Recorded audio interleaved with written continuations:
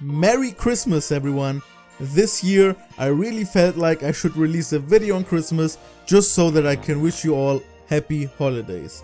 I'm almost at 3k subscribers now and so thankful to all of you that watch and comment on every upload and make it possible for me to create videos. Let's see if we can reach 3k by the end of the year. This year might have been a breather year for Xenoblade games, but we still had major releases with the Xenoblade 3 art book that had a ton of new lore, the Noah and Mio amiibo and the Mio Figma. And let's not forget the long awaited Xenoblade X Definitive Edition announcement. 2025 will be a great year for Xenoblade fans and this channel for sure.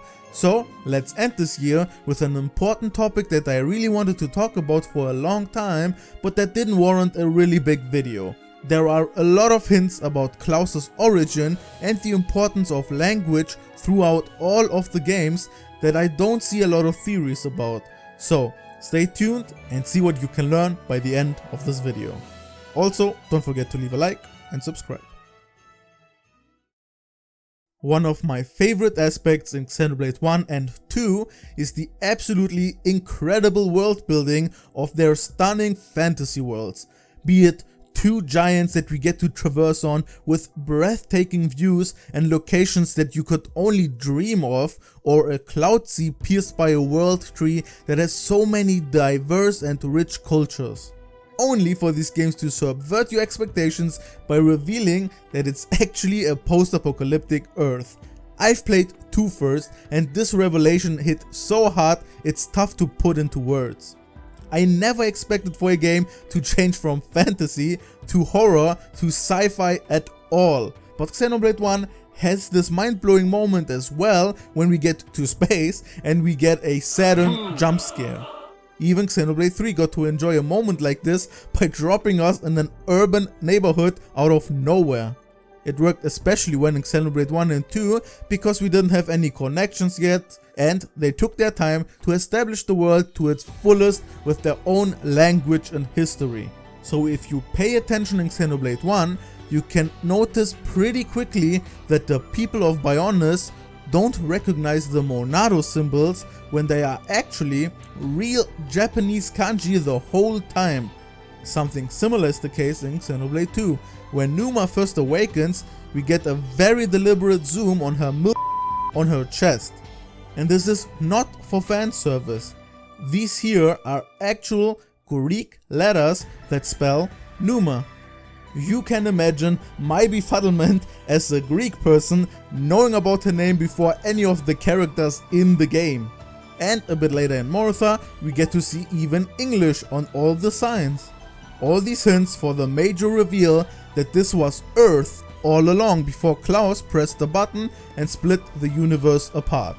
With the siren box later confirming that the conduit was found in a place named Africa.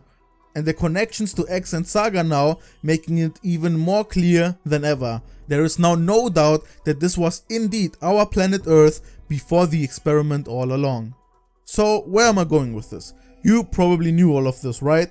But now that it's clear that this is actually our Earth and even Africa existed here, we can safely say that the Japanese kanji on the Monado and the Greek letter on Numa are not just the common trope of using foreign words in an anime or game setting because it's cool or meant to be a parallel to something. No, these are actually canonically used languages in universe. We don't know what language is canonically spoken in the games, but thanks to Klaus's influence on both worlds of Xenoblade 1 and Xenoblade 2 simultaneously, we can headcanon this into saying it's probably Japanese or English, but with the actual alphabets being lost. I say this because Zenza/Klaus actually recognizes the Monado kanji for God when Shulk obtained the third Monado, meaning he can indeed speak Japanese. But also probably English because Radamanthus is set in the city of Mortha that has English signs. But here's the thing, Klaus also definitely knows Greek. I already said Numa is a Greek word, but the other cores of the Trinity processor are also named in Greek, Logos and Ontos. They are even plainly written on the Trinity processor itself. with ontos being kind of a weird localization error because it's written like ousia, which can also be referred to as ontos. Okay, I mean, Greek is fairly known to academics. A lot of Greek words are used nowadays as well, for example in mathematics and science. Doesn't have to mean anything.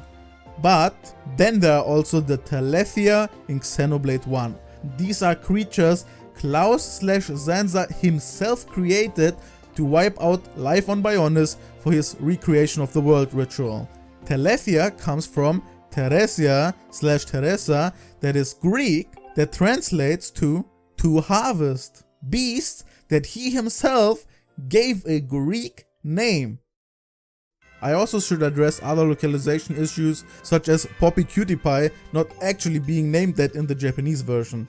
We have to look at the original intent of the script, which is written by Takahashi in Japanese, so the people of Alres don't actually use the letter pi. Okay, then on a very important cutscene in Xenoblade 2, when Klaus makes the decision to press the button, there's this very fitting song, named The Decision, that presumably has Greek vocals in it as well.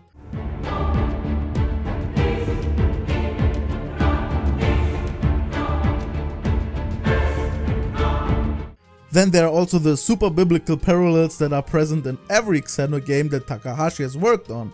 It's safe to say that Greek is a very important language right next to English and Japanese in this franchise, and it is very likely that Klaus also speaks Greek. But wait, the name Klaus is already of Greek origin. While Klaus is an abbreviation mostly used in German, Dutch and Scandinavian countries, it's actually just a short form of the Greek name Nikolaos.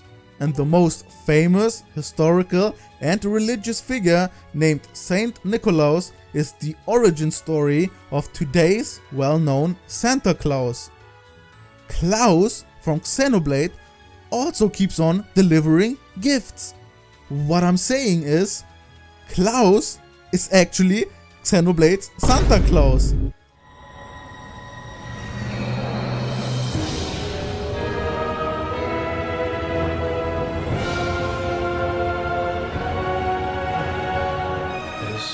Is the last gift. The rest is up to you, children.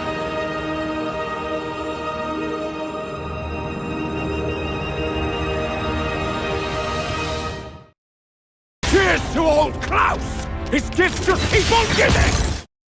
See, this video was disguised as an important topic on Xenoblade's canon languages, but in reality it was a subversion and it was a Christmas video all along. I don't know what I'm doing anymore.